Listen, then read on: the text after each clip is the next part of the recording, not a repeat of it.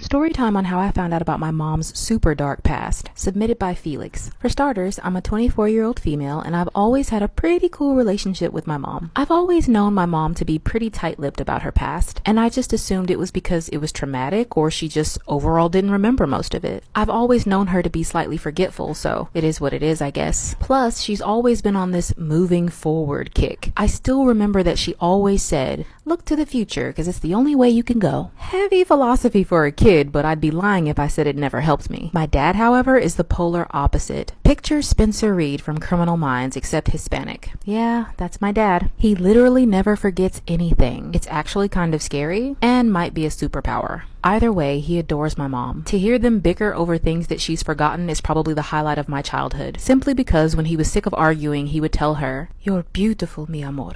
And my mom would literally become too flustered to talk anymore. It's downright sickening. But it did prompt me into wondering how my mother and father met and how they fell in love. So when I turned 21 and had a girlfriend of my own, I invited her over for dinner to meet my parents. And shortly before dessert, I asked the infamous question of how my parents met and what made them decide that they were the ones for each other. To my shock, there was an extremely awkward silence. And I don't mean that silence you see when two lovers are trying to figure out who should tell the story. I mean the kind of silence you see in Harry Potter when someone says Voldemort's name for the first time out loud. Yeah, it was that bad. My dad ended up turning to my mom and grabbing her hand, before simply saying, "She was a caged songbird and I set her free." My girlfriend Delphine thought that was beautiful, but I thought it was weird. So later that night, after my mom had already gone to sleep, I pulled my father to the side so I could learn the truth. And you'll never believe what he said. So Starbucks just came out with this chocolate cold foam drink, and I've been seeing a lot of people making it on here. So here's my take on it with a New Jersey twist. The Christopher Mocha Santi. We're going to start this one off with a classic Italian product, Nutella. Mix that with a double shot of espresso until it melts because Chrissy needs all the energy he could get. Hot chocolate powder and vanilla simple syrup are next, followed by equal parts milk and heavy whipping cream. Finally, since Chrissy's such a sicko, we're going to add a dash of cayenne pepper and froth it up. Don't feel like waiting to make some cold brew? Just go to 7-Eleven. Comment for which character I should do a drink for next.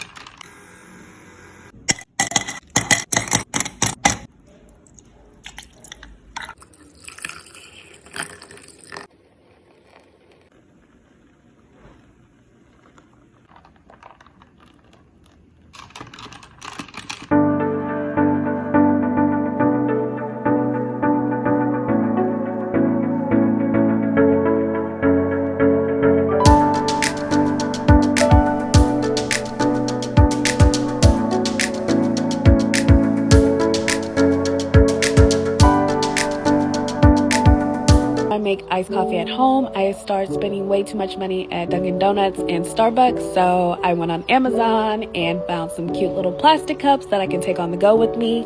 I layered the cup with caramel and then I put ice in it. Last time, y'all, I put the ice before the caramel. It didn't have the same aesthetic. Caramel, then ice. Then I found some good Dunkin' Donuts iced coffee. Y'all, I personally think Dunkin' Donuts tastes better than, Starbucks, but that's just me. And then I tried this Rice Krispie treat creamer. It was okay, but if you're lactose intolerant, stay away from it. I then used this all-natural coconut milk. I prefer coconut or almond milk in my coffee. Then layered it with some whipped cream. Again, if you're lactose intolerant, don't even take the whipped cream, but I like it. It adds a little pizzazz. Then I added a little bit of this pretzel nut dust on top and covered it with the lid, and it was delicious.